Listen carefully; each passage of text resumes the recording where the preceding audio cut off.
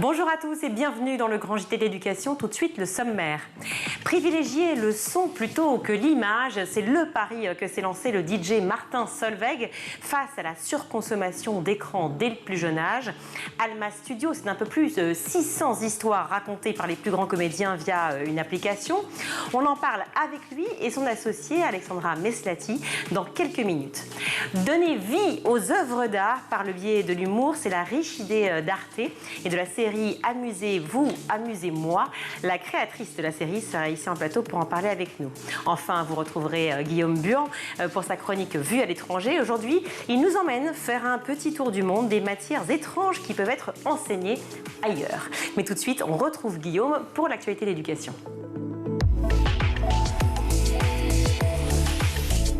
Bonjour Guillaume. Bonjour Virginie, bonjour à tous. Pour débuter, une rentrée sous haute tension pour des milliers d'élèves scolarisés dans les établissements juifs. Oui, car le week-end était religieux. Ils célébraient notamment le Simchat Torah et puis lundi était férié. Donc 48 heures durant lesquelles les enfants ont surtout vu à la télévision comme sur les réseaux sociaux l'horreur des attaques terroristes perpétrées par le Hamas contre Israël qui a fait à ce jour plusieurs centaines de morts. Alors lundi, au sortir d'une réunion avec les responsables de la communauté juive de France et ses services du renseignement, Gérald Darmanin assure qu'aucune menace pour l'heure n'est connue. Néanmoins, dès samedi, lors du début de cette guerre, le locataire de la place Beauvau avait demandé aux forces de l'ordre de renforcer la vigilance, la surveillance et la protection aux abords des synagogues ou encore des écoles qui accueillent dans tout le pays entre 35 et 40 000 enfants et adolescents. Alors, ces événements ont des conséquences sur l'enseignement puisque de nombreux chefs d'établissement ont annulé toutes leurs sorties prévues ces prochains jours, demandé aux familles également des mesures de sécurité drastiques. Par exemple, dans une école des Hauts-de-Seine, une note adressée aux parents leur demandant de retirer kippa et autres blouses aux enfants, de déposer également leurs enfants sans sortir, eux, de leur véhicule et de quitter le dépose-minute le plus vite possible. Il est également recommandé de ne pas déjeuner en extérieur pour les élèves de terminale. Des sorties à la piscine ou encore au stade ont dû être décalées, mais également les sorties en récréation, ça se passe uniquement à l'intérieur. Autre défi pour les professeurs, décrypter l'information et les images que peuvent voir ces enfants. Par exemple, pour David qui est en pense du côté de Marseille, c'est en classe qu'il faudra travailler, notamment en commençant par les fake news. Et puis il va falloir aussi gérer l'émotion de ces enfants car plusieurs d'entre eux sont arrivés en pleurant à l'école. Ils n'ont pas de nouvelles pour certains de leurs familles qui se trouvent en Israël. Enfin, dans tous les établissements juifs, un moment de recueillement et de prière doit avoir lieu, notamment ce mardi. Une énorme pensée pour eux, évidemment. Dans ce contexte, la ministre de l'Enseignement supérieur tape du poing sur la table. Et oui, et là, en cause, en fait, un professeur de droit de l'université parisienne Panthéon-Assas a tenu des propos qu'on peut qualifier de choquants pendant son cours sur le campus Vaugirard. Selon les informations de BFM TV qui ont été confirmées par l'entourage de la ministre, le professeur aurait demandé à ses élèves s'il fallait des requêtes pour les réveiller ou il aurait même déclaré auprès des étudiants retardataires qu'il allait faire comme à la rave, en référence à cette rave party où il y a eu donc cet attentat qui a causé d'ailleurs plusieurs centaines de morts. Alors dans une lettre rendue publique, la ministre de l'Enseignement supérieur demande au président d'université, au directeur d'établissement d'enseignement supérieur de prendre toutes les mesures nécessaires pour veiller au respect de la loi et des principes républicains face à ces dérives. Concernant le professeur, sur X, ex-Twitter, l'Union des étudiants juifs de France demande à l'université son exclusion. Pour l'instant, l'université a juste diligenté une enquête administrative. Autre drame, direction l'île de la Réunion maintenant, où le président de l'université a été suspendu pour des faits de harcèlement. Et c'est une nouvelle fois le ministère de l'Enseignement supérieur qui a été donc réquisitionné, averti par courrier de l'existence de harcèlement en mars 2023. Et bien 7 mois plus tard, le ministère annonce sa suspension à titre conservatoire et ce pour une durée d'1 an. L'enquête ouverte après le signalement des faits a également abouti au déclenchement d'une procédure disciplinaire à l'encontre de cet homme.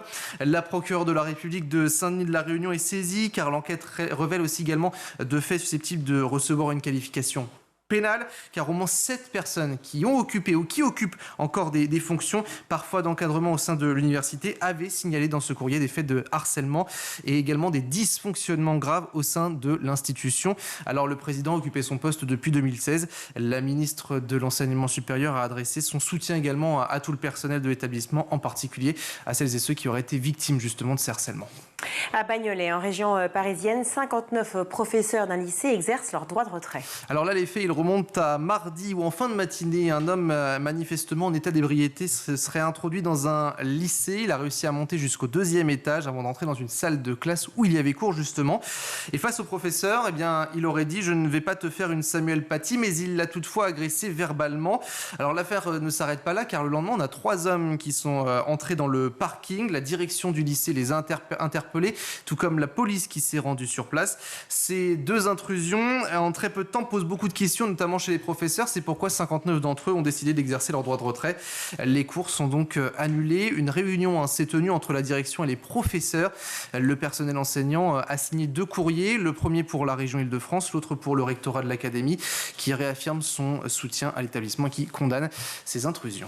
Ce triste constat dévoilé par Santé publique France, la santé mentale des Français, notamment celle des jeunes, eh bien, est toujours dégradée en 2023. Oui, une tendance qui est constante depuis septembre 2020 et l'apparition du Covid. À la veille de la journée mondiale de la santé mentale, l'agence sanitaire a souligné que le recours aux soins d'urgence pour troubles de l'humeur, d'idées ou de gestes suicidaires ont fortement augmenté en 2021 ainsi qu'en 2022 pour rester à un niveau élevé. Et chez les jeunes de 18-24 ans, la hausse s'est même poursuivie de façon très marquée. Le mois dernier, par exemple, les passages aux urgences pour gestes et idées suicidaires, troubles de l'humeur, épisodes dépressifs également ou encore anxieux, ainsi que les appels à SOS médecins ont fortement augmenté chez les moins de 18 ans, en particulier chez les 11-17, comme habituellement en période de rentrée. Alors Santé publique France a aussi livré les résultats d'une dernière vague d'enquête de Coviprev lancée en 2020 et destinée à suivre l'évolution de la santé mentale de la population.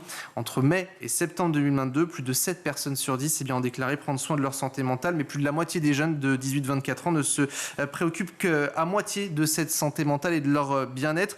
Et dans cette tranche d'âge, en fait, les principaux freins pour la consultation, par exemple, un psy, on a déjà le prix, on a surtout le regard de l'autre, notamment de l'entourage, la peur d'aller se rendre chez un psy et surtout la peur de découvrir des problèmes sur soi.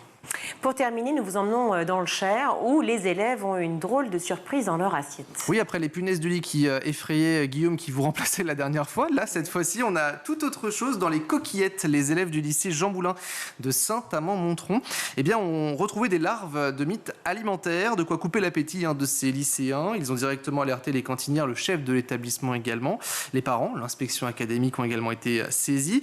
Et d'ailleurs, la région a été informée, une inspectrice santé et sécurité au travail a été missionnée pour confirmer qu'il s'agissait bien de larves de mites. Un protocole de traitement a d'ailleurs été mis en place, ainsi qu'une réorganisation de la gestion des stocks pour la cantine scolaire. En attendant, les familles des élèves demi-pensionnaires ont été remboursées. Et pour l'heure, il y a des plats de substitution, malgré tout. En espérant que ça ne crée pas de maladie pour ces enfants. Non, on croise les doigts.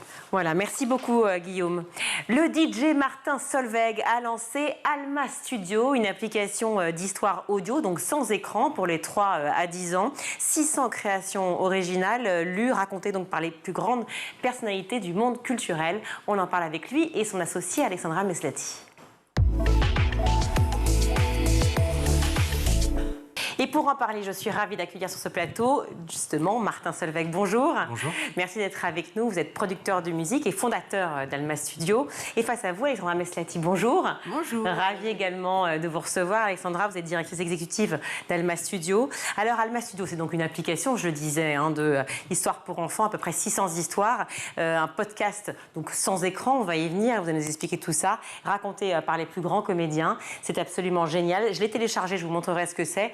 Visuellement, c'est formidable et surtout, c'est captivant, aussi bien pour les petits que pour les grands, puisque moi-même, j'ai été complètement captivée par les histoires. Mais on va revenir au démarrage, au pourquoi. Tout commence en fait avec vos enfants, avec vos 2 enfants. Et c'est là où l'histoire est magique. Surtout les siens. Mais surtout, la première, c'est évidemment Alma, du nom de l'application Alma Studio. Vous avez 38 ans quand elle arrive dans votre vie, Alma, oui. Et vous dites « tout bascule ». Tout bascule, le centre... Dans le bon sens, bien sûr. Le centre de votre vie change. Oui. Pourquoi ça change? Un peu quand on a... en tout cas, moi, c'est comme ça que j'ai vécu l'arrivée de mon premier enfant. C'est vrai que je l'attendais depuis longtemps, puisque je l'ai eu tard, 38 ans. Et oui, bien sûr, le centre de gravité de ma vie a changé avec le sourire. Et d'une certaine manière, avec mon épouse, on n'était plus 2, on était 3, ça change beaucoup de choses et dans le bon sens. Et un devoir de responsabilité aussi qui est tout de suite ressenti au moment de l'arrivée d'Alma ou pas? Bien sûr, même certains parents trouvent que même c'est même d'une certaine manière c'est livré avec un sac de responsabilité sur les épaules qu'on a tous les jours et après quand ça se passe bien et voilà le sac devient léger et on l'oublie. Mais bien sûr, oui, on y pense. Alma dort plutôt assez bien, d'après ce que j'ai lu et entendu sur les diverses interviews que vous avez données, mais elle commence à faire des crises d'angoisse, c'est ça, vers l'âge de 2-3 ans? Non, en fait, c'est exactement à l'âge de 2-3 ans que on a eu un passage compliqué avec Alma sur le sommeil. Voilà, ça arrive à plein de parents. Oui, on a entendu parler. Et notre pédiatre nous a simplement dit est-ce qu'elle regarde un petit peu d'écran? La réponse c'était oui, pour dire la vérité. Il a dit enlevez les écrans, revenez me voir dans 3 mois. Et on est revenu la voir dans 3 mois. Et effectivement, non seulement elle dormait parfaitement, mais en plus, c'est vrai qu'on avait remplacer les écrans par des histoires audio et puis par des livres, ça on avait toujours fait des livres mais c'est vrai que ça a eu un effet bénéfique pas que sur son sommeil, on a senti qu'elle captait du vocabulaire, elle était heureuse et j'ai été vraiment impressionné en très peu de temps de l'effet positif de l'audio sur ma fille Alma. Sur son développement finalement, vous la sentez plus épanouie, plus sereine. Exactement. Et plus en interaction avec vous et avec les autres enfants? Oui, en tout cas c'est sûr que le fait d'enlever l'écran, et maintenant on le sait parce que maintenant on est devenu un peu des experts du truc parce qu'on a beaucoup lu sur ces sujets et donc on sait qu'avant 3 ans quand on peut l'éviter c'est vraiment mieux, que ça a des effets délétères qui commencent à être vraiment, il y a des études qui commencent à sortir de manière assez précise et je pense qu'à terme ça va devenir un vrai sujet de santé publique cette histoire parce que voilà, on n'a pas envie, c'est la chose la plus précieuse qu'on a, nos enfants, donc on a envie de faire le bien et donc il suffit parfois de nous expliquer comment le faire. Donc pas d'écran avant 3 ans, c'est mieux, une utilisation raisonnée à partir de 3 ans et en général vraiment ne pas dépasser 1 heure par jour jusqu'à 6 ans, c'est là encore le mieux et c'est de manière très précise. C'est d'ailleurs les recommandations du CSA, d'un certain nombre d'experts. Et de médecins aussi. Et de médecins. On a interviewé le docteur Jimmy Mawed à ce sujet et on va l'entendre dans quelques secondes, mais je voudrais juste avant qu'on parle de l'aspect justement médical et scientifique, qu'on revienne sur l'histoire familiale, parce que c'est à la fois très touchant et on comprend tout à fait encore mieux l'intérêt d'Alma Studio. De votre côté, vous êtes amis depuis très longtemps, si je ne me trompe pas, oui. Mais vous avez chacun vécu vos vies en parallèle, évidemment, et vos familles. Et de votre côté, Alexandra, vous aussi, vous avez une histoire avec votre fils, Cosmo. Oui. Tout bascule à l'âge de 16 mois. Oui. 16-18 mois. 16-18 mois, il y a un petit bip qui sonne dans ma tête et qui me dit que, en tant que maman, et qui me dit que cet enfant ne suit pas un trajet d'évolution normal. Donc, il est agité? Il est très agité, il est très difficile à apaiser, il s'endort pas bien, il y a une espèce de colère, il est sans arrêt, il ne se pose jamais.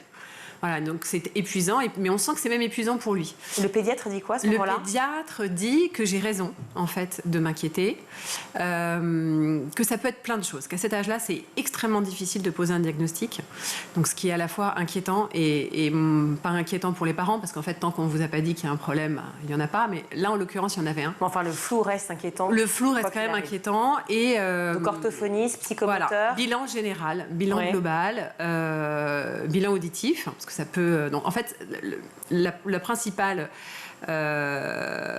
aspect de ces troubles, c'est le retard de langage. Très clairement, je le vois au parc, je le vois avec les enfants des amis, ils ne parlent pas du tout. En tout cas, il y a très peu de mots qui sortent et chaque mot qui sort n'a rien à voir avec le mot normal. C'était le cas d'Alma aussi ou pas? Non, c'était pas du tout le cas d'Alma. D'accord, c'était différent comme position. Ouais. Donc Cosmo. Et donc Cosmo, bilan auditif, bilan psychomotricien et bilan orthophoniste.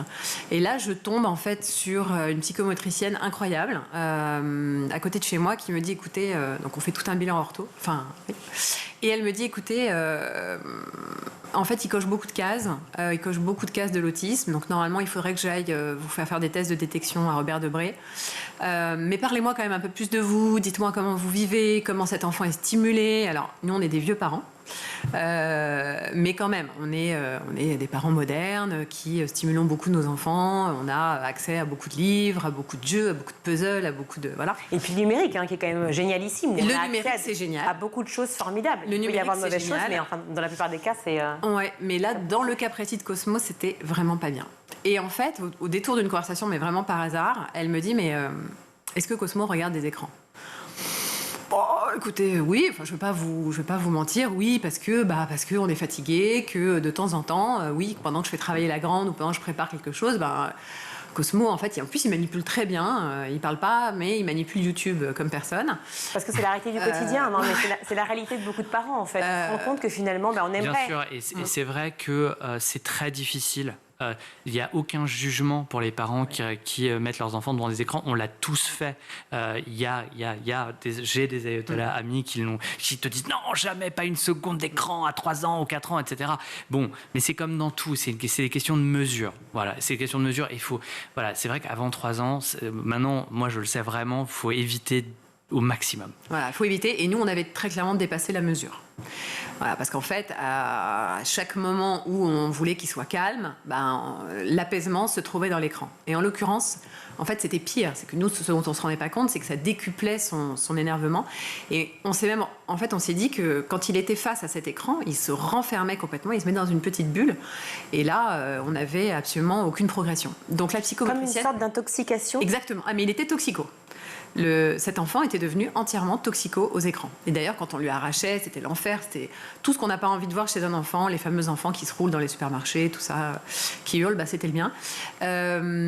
Et cette psychomotricienne incroyable m'a dit, en fait, on va le sevrer. Comme un vrai toxico, on va le sevrer. Donc vous allez me suivre, vous allez m'écouter. Ça va pas être simple.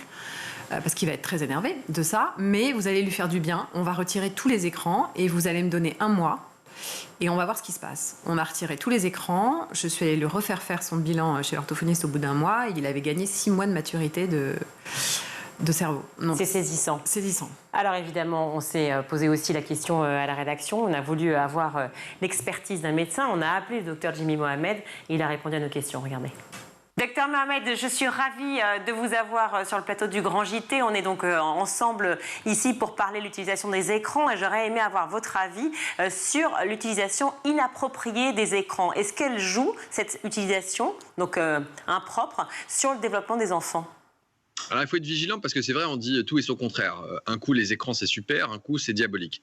Alors, on sait que certains enfants vont être un peu plus sensibles que d'autres. Et on sait, par exemple, qu'il y a des moments clés où il ne faut pas avoir d'écran. Lors du repas, les études montrent que si on utilise un écran et qu'il est présent dans l'environnement, eh bien, ça entraîne un retard de langage chez l'enfant. Donc, ça ne veut pas dire que l'écran en tant que tel est problématique, c'est qu'il empêche les enfants d'avoir des interactions. Et un enfant a besoin de se nourrir du dialogue, de la réaction des autres. Donc, l'écran, c'est pas le diable.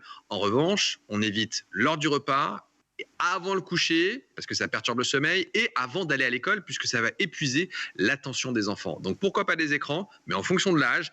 Et puis il faut discuter du contenu, parce qu'il ne faut pas laisser les enfants en roue libre et en autonomie totale. On pourrait penser vraiment que les petites comptines sympathiques, adorables sur les écrans seraient positives pour le développement. C'est faux ou est-ce qu'il y a des écrans qui sont plus nocifs que d'autres ? Alors c'est vrai que quand un enfant se met à chanter en anglais, à compter, on se dit « Ah, mon fils, il est trop incroyable, il est trop intelligent ». Non, en réalité, il a appris bêtement, il n'a absolument pas stimulé son cerveau. Il a eu une stimulation dans un sens, mais lui, derrière, il réagit, mais l'écran ne réagit pas.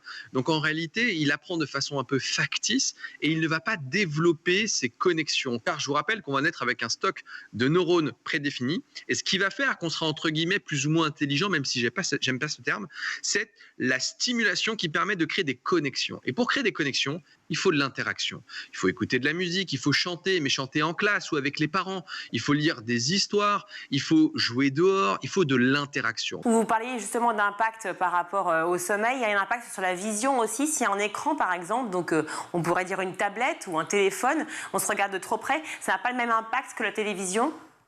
Alors oui, parce qu'on va accommoder sur une courte distance. Donc qu'est-ce qui se passe ? Notre œil, c'est un peu une caméra et il peut regarder plus ou moins loin. Le problème, c'est qu'à force d'être derrière des écrans, sur une très courte distance, des tablettes ou des téléphones, l'œil devient en quelque sorte un peu feignant. Comme il devient un peu feignant, il perd l'habitude de regarder au loin et par conséquent, on augmente le risque de myopie. C'est pour ça qu'on est des enfants qui sont de plus en plus myopes et de façon de plus en plus tôt Donc, un conseil, on peut avoir des écrans, mais il faut les réserver à un moment donné et se fixer une règle. Et ce conseil il est valable aussi pour les parents qui parfois donnent le mauvais exemple. Donc, pour la vue, c'est pas terrible. Pour le langage, on s'est dit qu'il peut avoir un impact chez certains enfants.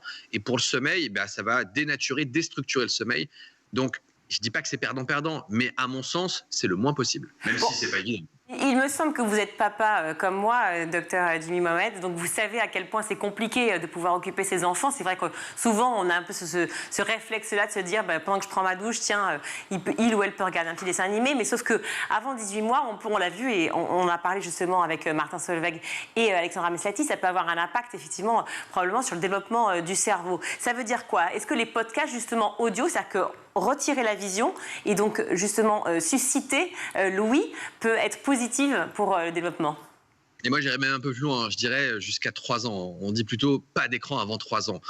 Entre 3 et 6, le moins possible. Donc vraiment, je pense qu'on peut fixer la règle au-delà des 18 mois et à l'inverse, proposer d'autres stratégies. Donc c'est vrai que c'est pratique de donner un écran, l'enfant, tout d'un coup, il est hypnotisé. On remarque au restaurant qu'on a souvent des parents qui donnent une tablette pour que l'enfant se tienne calme et comme par magie, il ne dit rien. Un enfant, il est là pour bouger, il est là pour faire du bruit. C'est pas un adulte en miniature, donc il faut accepter, que c'est un peu chiant et que c'est parfois compliqué.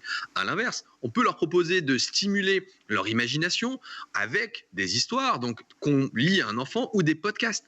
Parce que ce qui est intéressant dans un podcast, c'est que c'est une stimulation monosensorielle. Elle ne fait appel qu'à l'ouïe. Et l'enfant, il va être attentif. Et comme il est attentif, il est en mesure d'écouter de façon intelligente, de reproduire, et il sera même enclin à réécouter la même histoire encore et encore. Et moi, mes enfants, ils adorent écouter les mêmes histoires. Ils n'ont pas forcément envie d'en avoir 40 000, ils prennent plaisir. Donc c'est en ça qu'un podcast peut aider les enfants le soir, notamment lors du rituel, à essayer de passer de l'état d'excitation au sommeil, une petite transition. Et on peut faire la même chose en voiture, ça marche très bien sur les longs trajets ou quand il y a des embouteillages. On permet aux enfants de stimuler leur imagination, d'écouter des histoires et peut-être même leur proposer d'inventer la suite, de proposer une alternative, de discuter certains mots de vocabulaire.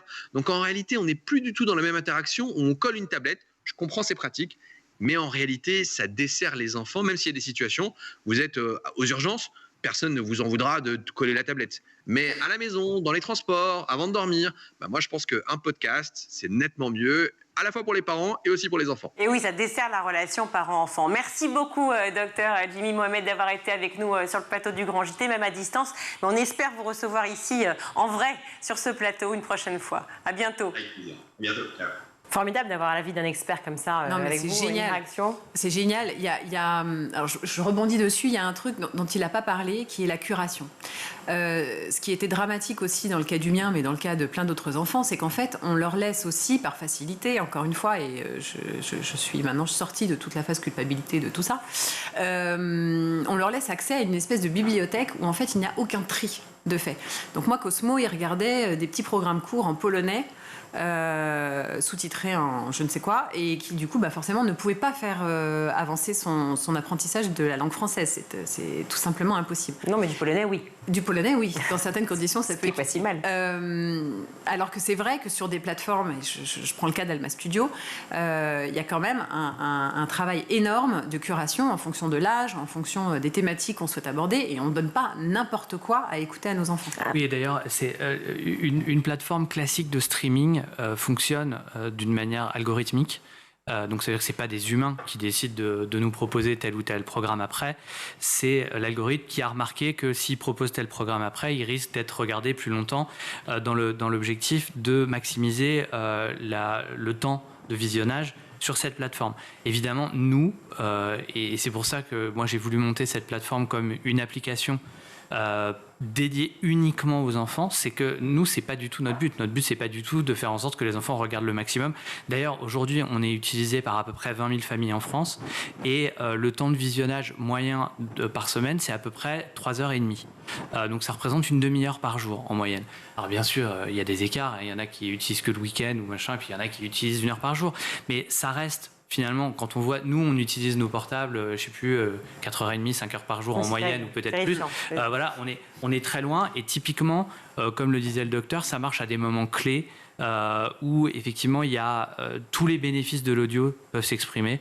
Typiquement, effectivement, dans ce pont entre l'histoire du soir, qui est un temps sacralisé dans beaucoup de familles. On lit une petite histoire le soir à ses enfants. Et le moment de l'endormissement, où là, effectivement, parfois, il peut y avoir un petit laps de temps. Chez nous, ça durait assez longtemps, parce que on a des filles qui dorment peu en moyenne par rapport à d'autres enfants. Et donc là, un petit podcast audio d'Alma Studio, c'est parfait. Alors Alma Studio, parlons-en justement, c'est de servir, donc l'idée c'est de servir de vos studios, puisqu'on avait plusieurs de création, pour enregistrer les histoires pensées, mais avec tout un groupe justement de sachants, de penseurs, d'artistes, de créateurs. Il y a des pédiatres, il y a des orthophonistes. C'est fait conçu tel une production de cinéma finalement? Oui, alors il y a les deux aspects. Il y a l'aspect expert qui nous guide sur la partie enfance, jeunesse. Effectivement, les enseignants d'abord qui sont vraiment au cœur, et on a des consultants enseignants pas mal, mais aussi effectivement des consultants plus médicaux, soit en général, soit par exemple sur une série sur le corps humain, où on est à la découverte de l'anatomie humaine, et là on a co-travaillé avec un pédiatre. Mais c'est vrai que moi, si je repars au départ, ce qui m'a gêné dans les conteuses, c'était que les objets étaient géniaux. C'était une porte d'entrée fabuleuse pour l'audio, pour les enfants, et je la recommande. Et d'ailleurs, je vous le dis, j'adore les conteuses et je trouve que c'est super. Mais effectivement, je comprenais pas les histoires. Alors, certains diront... Dans le fond, vous voulez dire l'histoire racontée en elle-même ? Certains diront, ils sont petits, pour l'instant, ils écoutent des mots, ils se familiarisent, s'il y a des répétitions, etc. C'est un truc sur lequel nous, on travaille beaucoup sur les contenus pour les tout-petits. On travaille avec des pédopsychiatres ou des gens spécialisés dans la communication qui nous ont donné des clés comme ça pour l'écriture des histoires, pour qu'on soit précis, qu'on utilise par exemple beaucoup de rimes, beaucoup de répétitions des mêmes mots, pour qu'en fait, ils puissent comprendre comment les mots fonctionnent. Mais non, moi, je trouvais les histoires vraiment nulles, les histoires des conteuses. Nulles, mal réalisées, mal produites, les chansons impossibles, parfois des adaptations de choses qui viennent manifestement d'autres langues, souvent anglo-saxonnes, et qui ne fonctionnent pas du tout en français. Et en fait, quand on est rentré dans l'audio avec ma fille, avec Alma, on en écoutait énormément ensemble.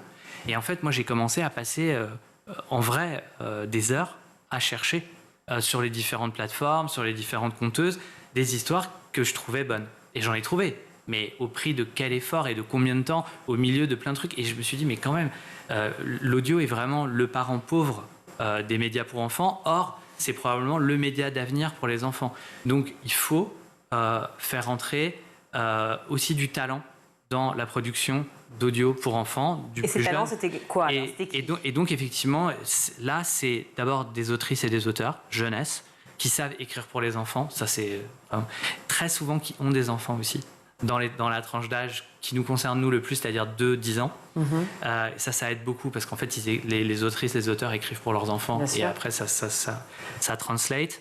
Et puis, derrière, la partie d'après, c'est-à-dire tout ce qui est interprétation, casting, direction de casting, direction des comédiens, là, c'était plus facile parce que ça c'est des choses auxquelles moi, j'ai par mon réseau accès. Et c'est juste qu'après, il faut juste mettre un petit peu de moyens. Évidemment, parce que c'est des gens c'est des professionnels, et donc forcément, mais ça, moi j'étais sûr que ça vaudrait le coup de le faire, et c'est vrai qu'aujourd'hui, je suis tellement heureux, et les talents sont hyper heureux. Virginie Efira est hyper heureuse d'offrir d'abord à ses enfants, à elle, mais à tous les autres, des histoires qu'elle raconte, et en fait, les comédiens sont hyper heureux de le faire, parce qu'ils ont envie, c'est un beau geste, même s'ils ne sont pas rémunérés autant que dans le cinéma. Et puis après, il y a la musique, il y a l'habillage sonore, il y a tout ce qui permet l'immersion et qui permet l'éveil. On a des séries vraiment de découverte des mots ou de découverte de la vie. On va découvrir ce que c'est que l'eau, on va découvrir ce que c'est que l'air, et tout ça est illustré et mis en musique pour que ce soit vraiment captivant, et que les enfants ils aient vraiment envie d'écouter de l'audio et de ne pas regarder les dessins animés à la place. Un petit extrait, une petite bande-annonce où on voit effectivement un tas de comédiens formidables se prêter au jeu d'Alma Studio. Regardez.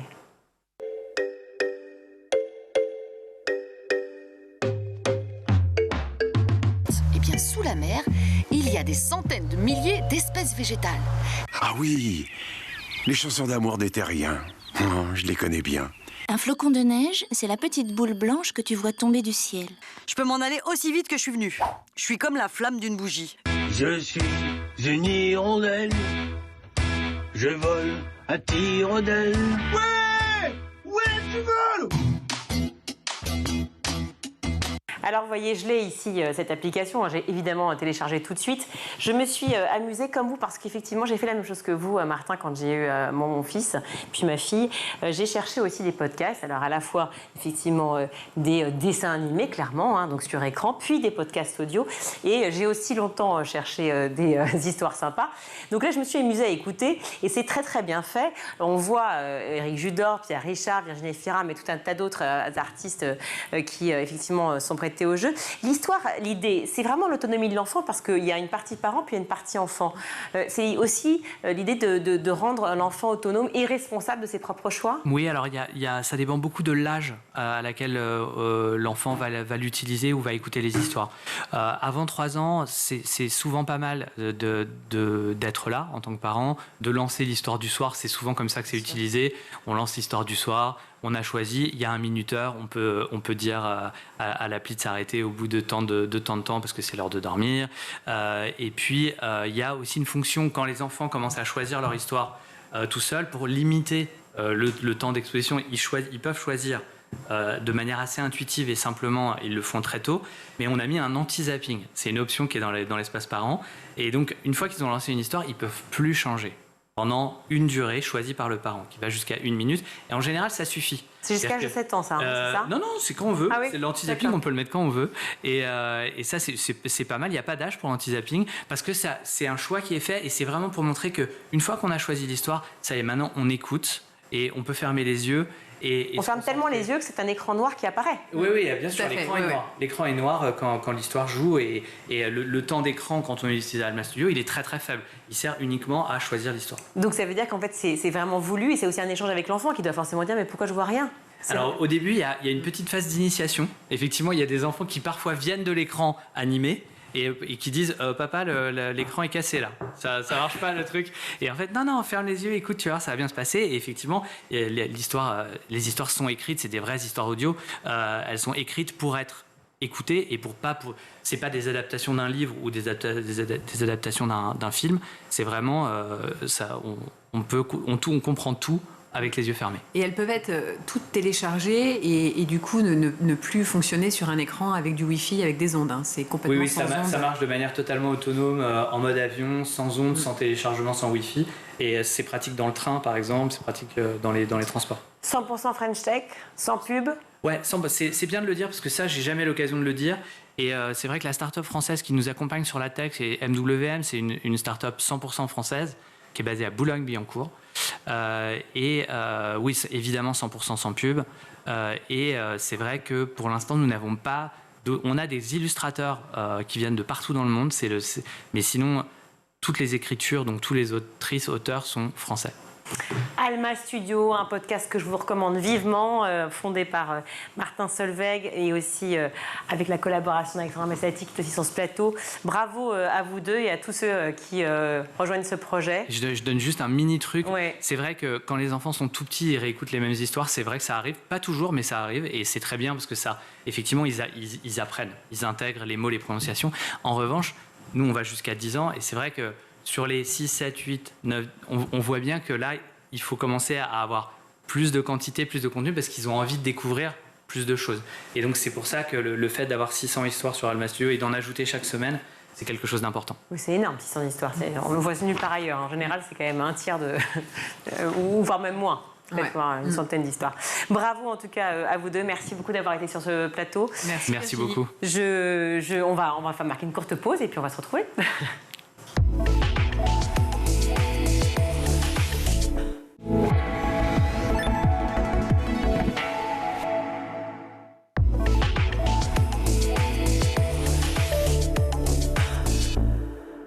De retour dans le grand JT d'éducation. Alors, faire parler une œuvre d'art, ça paraît improbable, voire même impossible. Et bien pourtant, dans la série Amusez-vous, amusez-moi, elles prennent vie, ces œuvres d'art. La série humoristique a fait son grand retour le 1er septembre dernier pour une 4e saison. Et j'accueille Fouzia Keshkesh pour en parler sur ce plateau. Bonjour Fouzia. Bonsoir. Vous êtes créatrice de la série Amusez-vous, amusez-moi, diffusée sur Arte et sur la plateforme d'Arte. Cette série revisite avec beaucoup d'humour de fantaisie, les plus grands tableaux, les plus grandes œuvres d'art mêlant à la fois anachronisme et anecdote. Je vous propose qu'on regarde ensemble une petite bande-annonce. Vous allez voir à quoi ça ressemble et on en parle tout de suite. Allez les petits poulets, on y retourne. Tout le monde est prêt? Ça tourne. Souris, on est filmé. Ça va mes cheveux comme ça? Assura première. Jingle. Hey, amusez-vous! Amusez-moi! 2,50 € le litre. Non mais vous la coupez au château Pétrus, votre essence ou quoi? Eh oh! Désolé. Il va pas monter sur ses grands chevaux, le BG, hein? Non, je dirais rien. Gentleman oblige. Je ne veux pas devenir une muse pour peintre désœuvré. Non! No shave, ça m'a parlé. Hashtag je garde mes poils. Si les réseaux sociaux avaient une éthique, monsieur, ça se saurait. On parle d'un chef-d'œuvre là, pas d'un selfie dégueulasse pris par une influenceuse siliconée en mal de followers. Oh! Lala, MDR, PTTR. Le métavers, c'est le kiff total. C'est qui la gagne? Allez, vas-y! Cramez les zombies! C'est pas ok ça, hein? Non. À part ça, on en a pour jusqu'à. Bah ouais. J'ai beau peindre, j'ai quand même des horaires. Voilà, je suis complètement fan, je ne peux pas être objective sur cette histoire, mais bien que je le suis quand même, c'est une série absolument géniale où il s'agit et bien sûr d'œuvres d'art, de musées, d'approches différentes à la fois pour les enfants mais aussi pour les plus grands, parce qu'aller au musée parfois ça peut être un peu compliqué quand on ne connaît pas bien l'artiste. Donc c'est une façon, un regard différent et surtout un travail titanesque de reconstitution mais aussi de composition avec, j'ai lu, sculpteurs, décorateurs, créateurs d'effets spéciaux mais aussi scénaristes. Absolument. C'est une fiction courte avec les moyens d'un long métrage.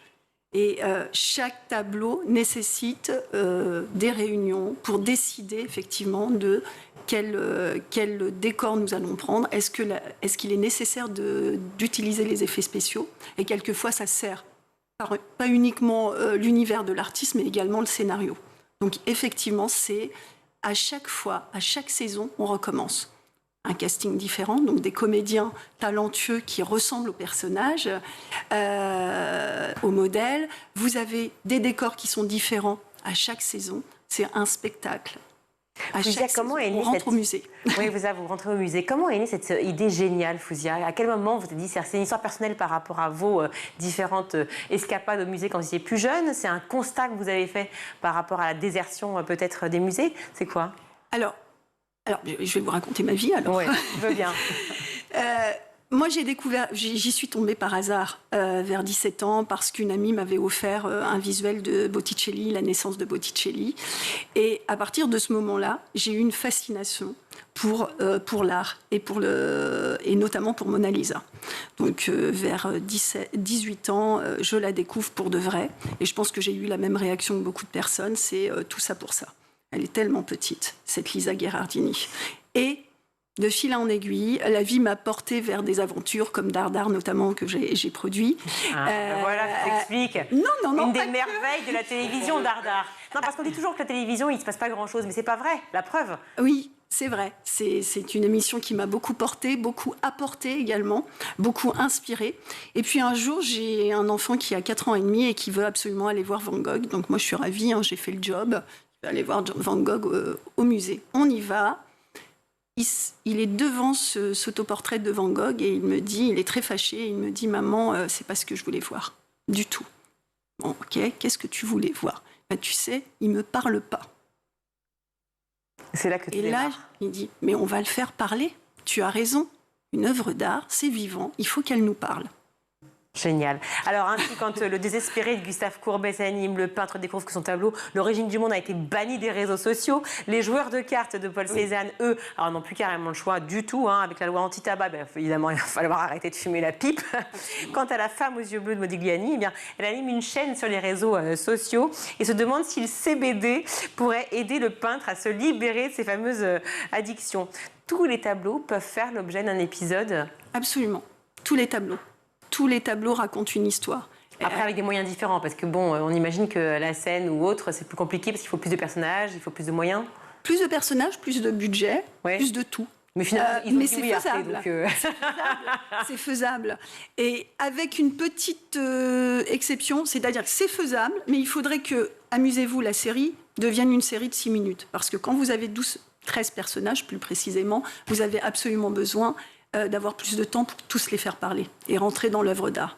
Donc c'est pour ça que souvent vous avez des personnages qui sont maximum 4 personnes, des tableaux avec 4 personnes maximum. Guillaume, ça vous parle? Pour un programme court. Parce que là, on le voyait, ça traite souvent de sujets d'actualité. C'est un peu le fond de commerce du sujet, mais aujourd'hui, l'actu va vite, donc en fait, on peut traiter de tout. C'est ça l'idée? On peut traiter de tout, et à la fois, les sujets qui sont traités, je pense, sont intemporels et parlent à tout le monde. Quand vous avez Modigliani avec le Nochev, moi, ça me parle beaucoup. Je fais un lien avec cette période où on lui avait demandé de peindre des nus. Il les a peints avec des poils, ça a été un scandale. Aujourd'hui, on a envie de les montrer, nos poils. Et pourquoi pas? Il y a toujours un lien entre l'actualité et l'histoire du tableau. Elle est assez... c'est un fil qui se tend. Et je pense qu'à partir du moment, pour ceux qui ont vu l'émission, la série, pardon, parce que c'est une fiction, je tiens à le dire, avec toutes les contraintes de la fiction, vous avez ce switch. C'est-à-dire qu'au moment où vous rentrez dans la fiction, vous rentrez dans un musée. Vous avez l'impression d'être dans le musée. Et vous avez cet effet bluffant. Et c'est ça qu'on a envie de vous raconter, cet effet bluffant. À partir du moment où vous avez le switch et on passe à la réalité, tout peut arriver. Et là, ils sont au XXIe siècle. Et ils vous racontent des histoires qui nous ressemblent et qui nous parlent. Et c'est ça qui crée ce que vous me disiez, Virginie, cette proximité, cette identification avec l'œuvre d'art. Et quand j'interviens dans les lycées, j'ai toujours ce miracle de se dire, à la fin, on a envie d'aller au musée parce qu'on nous raconte une autre histoire. C'est ça, c'est une autre histoire qui est racontée. Et quelle histoire? Parce que face à un tableau dont on pourrait penser, je ne sais pas moi, quand vous pensez à l'autoportrait effectivement de Van Gogh, que j'ai vu d'ailleurs ce week-end au musée d'Orsay, quand on est face à ce tableau, on peut tout imaginer, évidemment. On a une explication, on a un audio-guide, pourquoi pas. Donc on peut rentrer dans quelque chose qui est assez académique, finalement. Mais on peut aussi imaginer tout le reste. Ce qu'il a vécu avant, ce qu'il pourrait vivre après, sa discussion avec sa dulcinée ou autre. Enfin, comment vous pensez ces histoires-là? Comment on les pense? En regardant le tableau.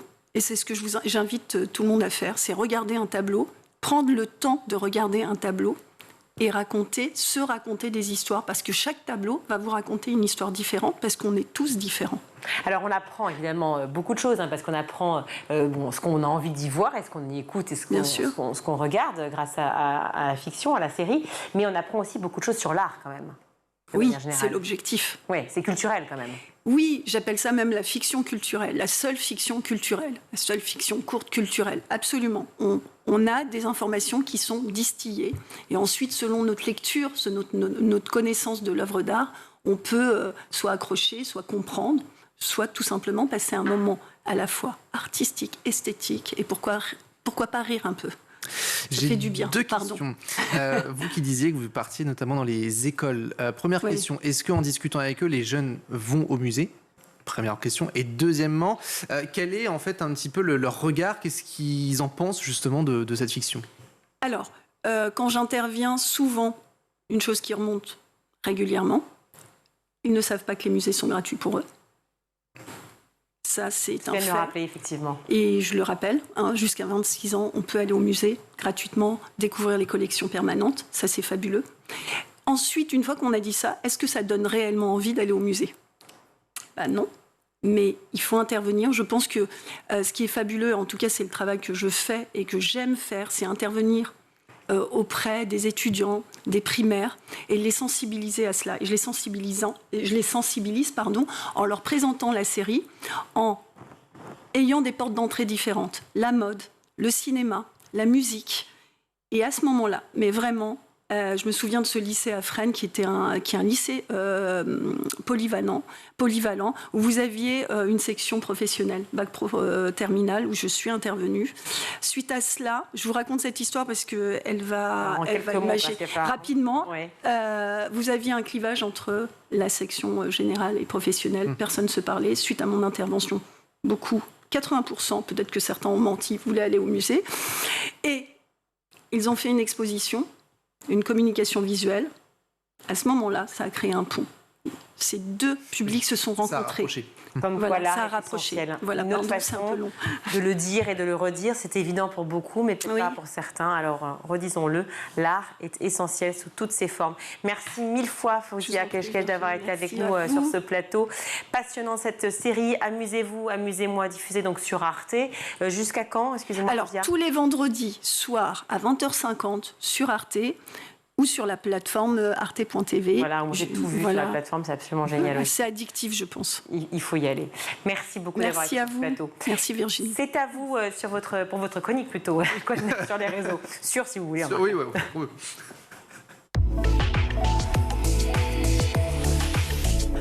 Alors Guillaume, pour votre chronique Vue à l'étranger, un petit tour d'Europe, mais pas que, sur ces matières étonnantes enseignées à l'école. Oui, l'école, de bons souvenirs, les cours de mathématiques, de français. Moi j'ai une pensée pour mes profs de physique, chimie ou encore d'SVT. Ah, vous aussi? Je dirais pas pourquoi. Ouais. Ah non? Pas du tout scientifique. Ah bah si, vous allez le dire maintenant.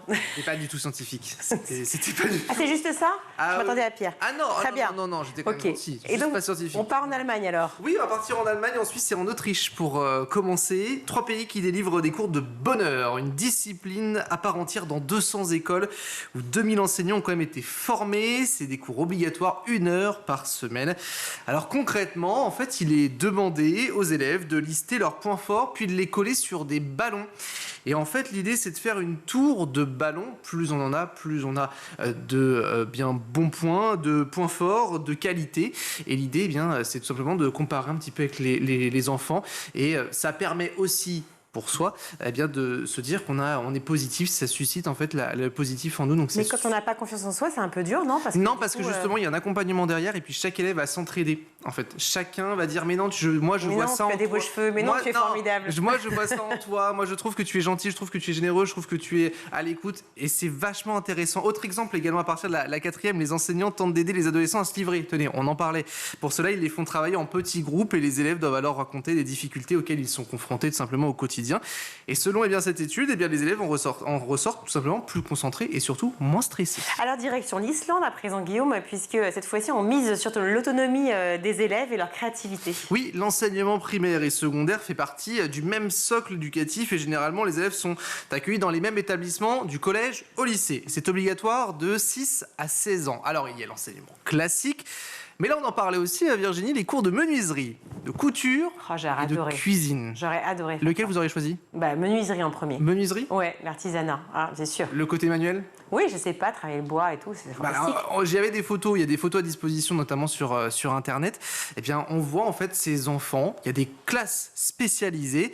Et l'idée de ce système scolaire, c'est de privilégier la transmission du savoir-être, du savoir-vivre, ensemble, avec également des cercles de discussion, des ateliers de gestion des émotions, ou encore, dès 6 ans, on apprend la philosophie. Oui, on n'attend pas la terminale ou encore la classe de première comme chez nous en France. Bilan, une école bienveillante, avec une atmosphère paisible et surtout joyeuse.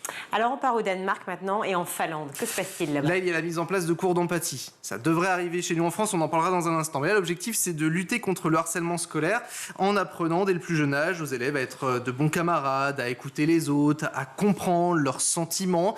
Les autorités, notamment, enseignent aux élèves dès l'école primaire, et ce depuis déjà 20 ans, l'empathie. Donc ça n'est pas récent. Pour cela, ils font des dessins sur le dos de leurs voisins pour apprendre à avoir un contact chaleureux. On prête les pluches. Là aussi, le côté ensemble, faire un câlin à son camarade. Est-ce que ça, on l'aurait fait, nous, par exemple, en classe ou pas? Je sais pas, ça aurait pu être mal vu peut-être aussi. C'est vrai. Mais après, je pense que c'est une question d'éducation. C'est une question de pays. Un type d'apprentissage qui pourrait se développer en France, en tout cas c'est le souhait du gouvernement, c'est le cas notamment dans quelques écoles en région parisienne. Et pour finir au Japon, alors là c'est une activité assez, atypique.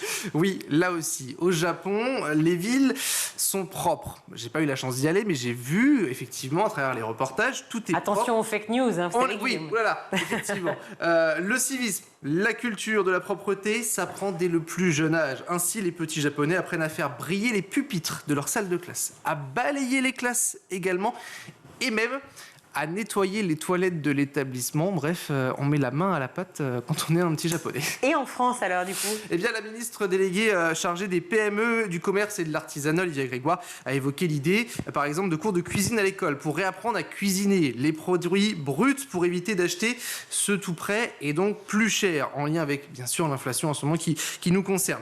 C'est déjà le cas dans plusieurs petites écoles en ce moment. Et puis, on a également ces cours d'empathie. Là, c'est Gabriel Attal, le ministre de l'Éducation nationale, qui souhaite le faire.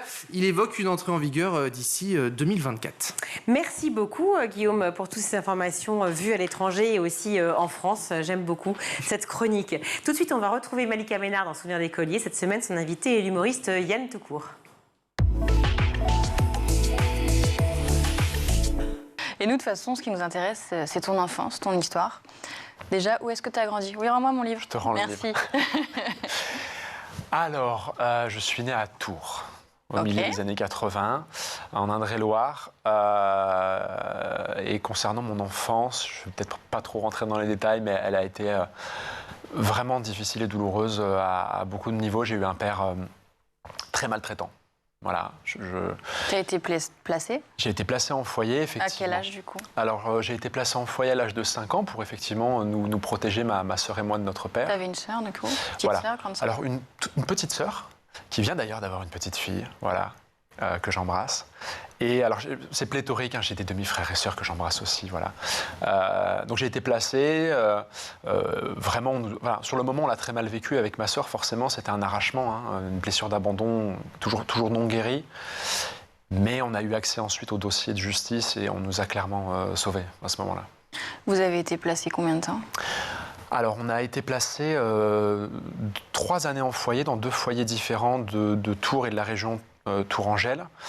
Notre mère est décédée entre-temps, voilà, d'une maladie génétique que tu connais malheureusement trop bien. Bah justement, on avait un débat, moi je dis, on n'était pas sûr que ça soit génétique. On n'est pas sûr, tu as raison. Sur la maladie de Charcot.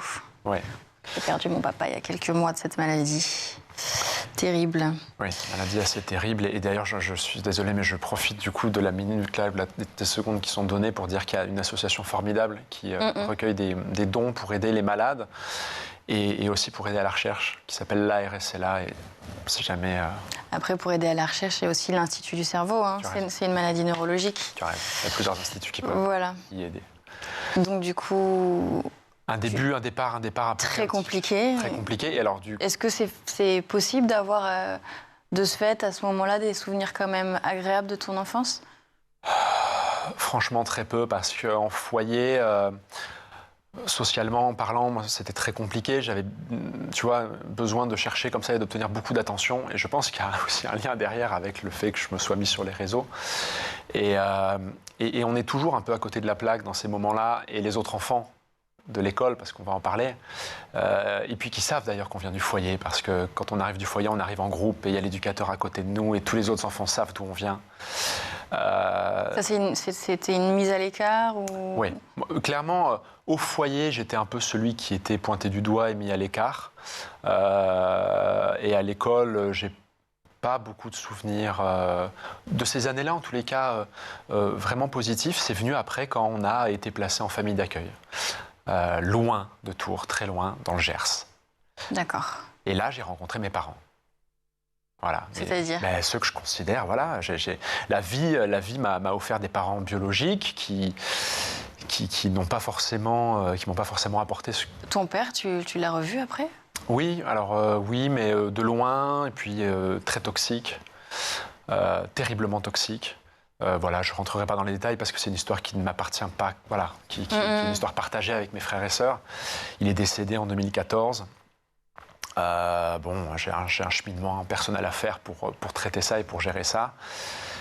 Et ma mère, j'ai pas pu construire de relation avec elle. Elle est partie, tu étais tout petit. Et puis, elle est tombée malade, j'avais 2 ans, et donc voilà, il y a cette mise à distance physique immédiate. Et puis donc la vie m'a offert d'autres parents. Alors, donc à ce moment-là, tu as quel âge? 10 ans? Alors j'arrive dans le Gers, en famille d'accueil, à presque 9 ans. Ok. Voilà, ma sœur a presque 8 ans. Et au début, on s'observe, on se jauge, on se cherche. Et puis, petit à petit, on a construit une relation très forte et ils m'ont sauvé la vie. Et tu restes dans cette famille d'accueil jusqu'à tes 18, jusqu'à ta majorité? Oui, il a fallu se battre pour ça. C'est pas facile, hein, parce que ça a peut-être changé maintenant, mais l'institution, les aides sociales à l'enfance, ont une politique qui vise à considérer que le placement en famille d'accueil est forcément temporaire et que la famille d'accueil n'a pas vocation à remplacer la famille biologique, même si celle-ci est ultra maltraitante. Et en fait, on nous avait bien expliqué qu'il fallait, quand on voyait le juge pour enfants tous les 2 ans pour faire le point, qu'il fallait qu'on explique que ça se passait bien, mais sans plus. Voilà, il ne fallait pas qu'on aille jusqu'à dire qu'on les aimait comme nos parents. Sinon, là, c'était... Sinon, on nous retirait. Et on nous mettait dans une autre famille. Et ça c'est arrivé plein de fois. Donc, tu as menti C'était un mensonge par omission. On n'en parlait pas parce qu'on était attachés et qu'on ne voulait pas partir. Et puis cette famille nous a gardés jusqu'au bout, n'a gardé que nous. Et quand on a été majeurs, ils n'ont repris personne, ils sont arrivés à la retraite. Ils sont ils sont plus âgés que mes parents biologiques. Et puis voilà, moi j'ai une fille aujourd'hui, et c'est papou et mamie. Et mon frère de famille d'accueil, c'est mon frère et c'est le parrain de ma fille. Et voilà, on se voit le plus souvent possible, même s'il y a un peu de distance en ce moment entre nous, et je leur dois tout. C'est déjà la fin de ce numéro. On se retrouve demain, toujours en compagnie de Yann Bouvier, pour la suite de Souvenirs d'écoliers. Merci Malika, merci Yann. À demain. À tout de suite, c'est le meilleur de School TV avec le Zap. Et justement, les tarifs scolaires ont été impactés par l'inflation ? On a un vrai sujet sur la restauration scolaire. La restauration scolaire, c'est 12% de plus lié à l'inflation et on a dû répercuter 5% du coût de la restauration scolaire sur les familles et sur les élèves et on a absorbé 7%, on a réussi à absorber 7%, mais c'est un vrai sujet et je l'ai dit l'autre jour sur un autre média. Il ne faut pas que ça perdure de trop parce que je pense qu'on va avoir un vrai sujet sur l'alimentation scolaire, l'alimentation des enfants. Il faut savoir que le repas scolaire, c'est souvent parfois le seul repas équilibré en tout cas, que font un certain nombre d'enfants. Y compris à Saint-Germain-en-Laye, oui, qui, on le sait, est une ville cossue. Qui est une ville qui a peut-être plus de facilité d'autres, et une sociologie peut-être plus facile, mais aussi parce qu'il y a des pratiques alimentaires et des habitudes alimentaires qui font que les enfants, le soir, les parents peuvent rentrer tard, les parents peuvent ne pas être là, on ne prend pas la peine de se nourrir de manière équilibrée, on peut avoir un déséquilibre alimentaire ou une absence alimentaire ou une carence alimentaire. Donc moi j'attire simplement l'attention sur la restauration scolaire en 2024. Je vous cite, « Entrer en littérature était un chemin semé d'embûches. Il m'a rendu lucide sur le fait que cela demandait du courage, car écrire conduit à se confronter à l'incompréhension, voire à l'humiliation. Ce n'est pas facile et ça l'est encore moins quand on est femme et que l'on vient de la périphérie littéraire, d'autres univers ou d'autres langues que celles qui sont majoritaires. » Citation que j'ai lue dans Le Monde. Pourtant, vous êtes arrivé en France, vous aviez 15 ans, et dans la foulée, vous faites le parcours de la super bonne élève intégrée. Ne dites pas non, parce que classe prépa, Sciences Po, DESS, machin, si, c'était un parcours d'excellence. Oui, c'est ce que l'ancien ministre de l'Éducation nationale aurait appelé produit de la méritocratie républicaine. Et ça marchait encore à l'époque. J'ai l'impression que c'est un peu plus compliqué aujourd'hui. Bien sûr, mais je l'ai fait aussi parce que moi, quand je suis arrivée, j'ai été accueillie par une famille dans le Nord ils ont été pour moi des vrais tuteurs de résilience avec beaucoup de générosité. J'ai été accueillie dans un lycée qui avait un programme pour les enfants venant de pays en guerre. Avant moi, il y avait eu des Libanais, donc j'ai eu beaucoup de mains tendues. Et c'est pour ça que je m'en suis sortie et c'est important pour moi de ne pas être l'arbre qui cache la forêt et de faire croire que c'est aussi facile, oui, que c'est pour facile tous les pour autres. tout le monde. Mais d'ailleurs, au Rwanda, vous étiez déjà bonne élève Je travaillais beaucoup. D'accord, ça veut dire oui. Si vous aviez, Véronique Decker, les clés du ministère de l'Éducation nationale, quelles seraient justement vos actions prioritaires, vos premières mesures ? La revalorisation. Les enseignants ont perdu entre 30 et 40% de salaire en l'espace de 30 ans et la dégradation a suivi la dégradation de leur salaire. Je pense qu'en premier, la première marque de considération, c'est de penser que si on veut des gens qualifiés, il faut les payer convenablement. Sinon, on se retrouve à ce que ça devienne un job d'appoint. Quel conseil donneriez-vous aussi à un jeune enseignant, une jeune enseignante qui se lance dans le métier aujourd'hui ? Vague question. Alors, c'est une grosse question, mais c'est un métier formidable parce que les enfants, les ados, sont une source de fraîcheur toujours renouvelée. Et que travailler au contact d'enfants et d'ados, c'est certainement la partie la plus vivifiante du métier. Voilà. Enseigner, c'est un métier vivifiant qui fait qu'on reste toujours jeune. Tout le long de sa carrière, le fait d'être en contact avec cette jeunesse nous empêche de vieillir. En quoi la dimension internationale de Saint-Germain-en-Laye change la donne et peut-être votre vision par rapport à une autre ville, peut-être dans un autre département? Cette dimension internationale, est-ce qu'elle impacte votre vision de l'éducation?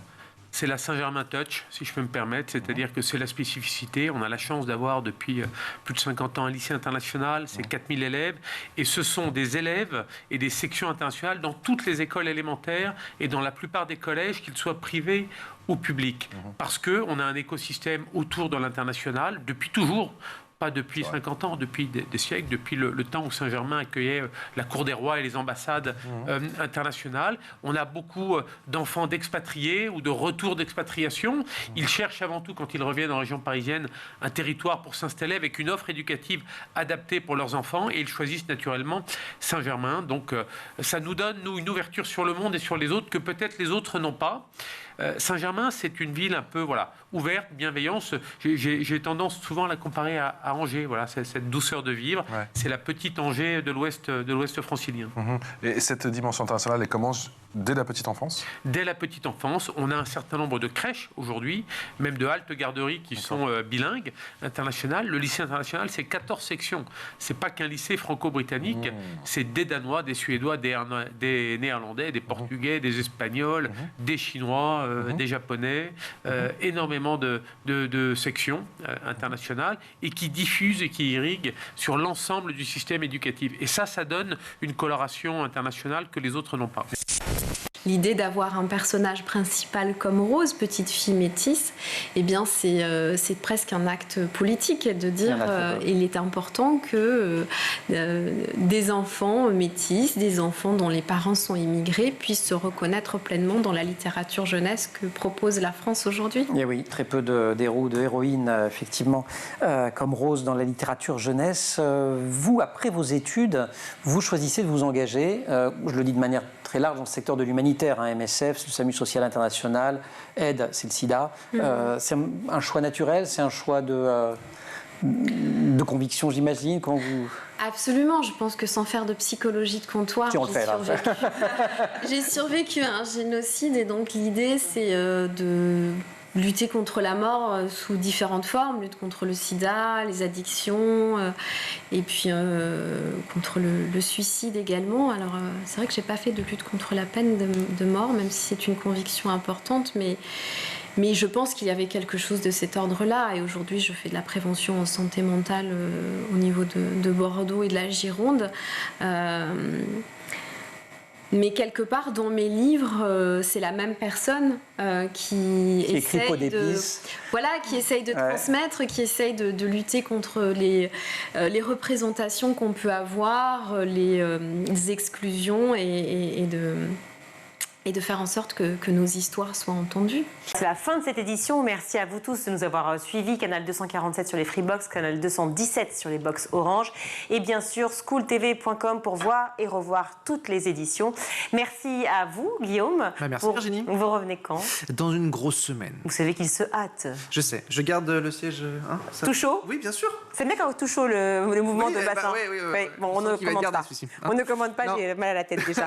À la réalisation, je remercie Xavier Sanchez. Au son, c'est Thibaut Goury-Lafont. Le maquillage, c'est Eva. Et bien sûr, Laura Girard et Emma Ferret à la rédaction. Très belle soirée à tous. Ciao.